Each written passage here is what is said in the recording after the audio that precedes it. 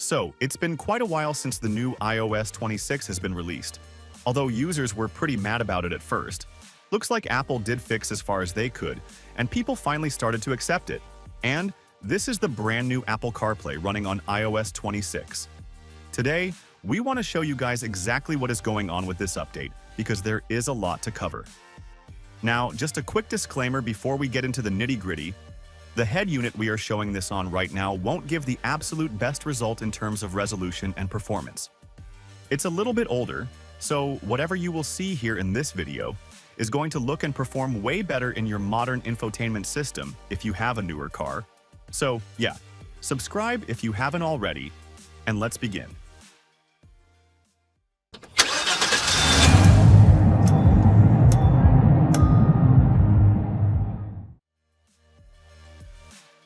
And one of the first things we noticed immediately is that liquid glass look is here.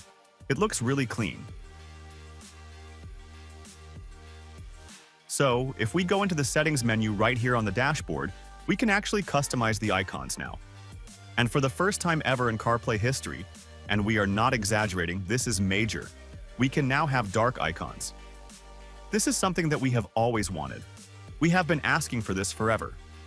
We had a dark mode before, sure, but we had no dark icons to match it. But now, with iOS 26 or CarPlay 26, whatever you want to call it, we can finally do so. But it's not just dark mode. We also have a new option here. We have a new clear option too. So if you like that minimalist look and you want to clear the icons, then you could do that too. We are actually going to leave that setting as is, because it just looks so much better than the stock look we've been used to for years. Next up, we have our wallpapers. We know it sounds simple, but it changes the whole vibe of the cabin. So, we have 9 new wallpapers here to match with the iOS 26 design language. We really wish we could upload our own wallpaper. That would be the ultimate customization, but maybe next year. But for now, these new ones aren't that bad either.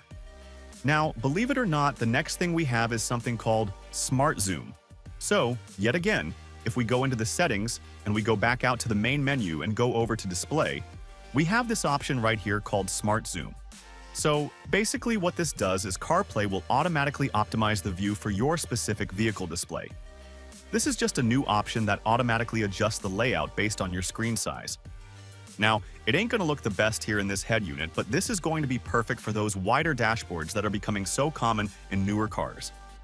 And to go alongside with that, if we take it over back to the settings, we go to accessibilities, and then we go into text size.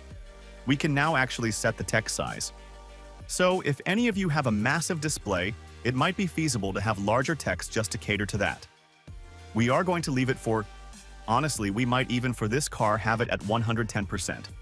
We think 110 might make the most sense for us.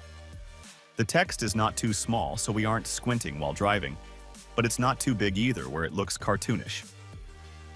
Yeah, we think this makes the most sense. Now, another new feature that we are super hyped about. Finally, Apple has finally included this compact call pop-up. So no longer does the call hijack the entire screen when we are trying to look at maps. It's just a simple banner at the top without taking up the entire display. That was a huge pain point for us, and we are glad it's fixed. This next one is our personal favorite. We should have had this on the Messages app a long time ago. We now can pin contacts and be able to quickly reply using Siri. That is something nice. So everything is now in sync with your phone. If we go over to the maps, well, actually, we can't even show you guys this part live because we aren't moving. But you can now report crashes, traffic, road work, hazards, and closures, helping other drivers in real time. So now we can report any kind of, things that are going on the road to help other drivers out. Another new thing here on Maps is we have pinch to zoom essentially. We think we gotta double tap and then do that. Yeah. So we can double tap. It's kind of like pinch to zoom, but not necessarily using 2 fingers, which is safer when we are driving. If we go over to the home screen, we can now add widgets to CarPlay. This is major actually. This is probably the biggest update. So basically, we could get widget stacks. We can swipe up all cards for the weather, music, calendar, or even third-party apps. So, on the iPhone, you want to open up your settings. And we actually just typed in CarPlay in the search bar to find it faster. So it's Settings, General, CarPlay. Then you want to tap your vehicle, and you are going to have an option that says Widgets. So now we are able to add widgets here, and this is how we could be able to do so. So now you could be able to add any widget you want. Now, for us, we are going to add Gemini. I mean, Gemini on the CarPlay is going to be pretty insane. To get to your widgets, you want to just swipe over on the screen, swipe again, and then you're going to have your widgets panel here. So, when you're not driving, you could be able to add widgets on your iPhone. So, we are going to just continue. So, we have our photos, we have the weather, and of course, we have Gemini right there on the dashboard. And this is a hack, because now we can ask Gemini anything. So, we don't even know what to ask. This is just a test. We could say, what's the population in New York? As of 2024, the estimated population of New York City is around 8.48 million people. Did you want to know about? Yeah, this is super cool. And especially when driving, hands-free, your eyes on the world, you could just tap and then you just ask away anything. Now, also for the very first time, we have live activities. So we can track flights, track deliveries, or even sports scores right from the dash. Now, CarPlay screenshots are now optional, which is a nice setting to toggle.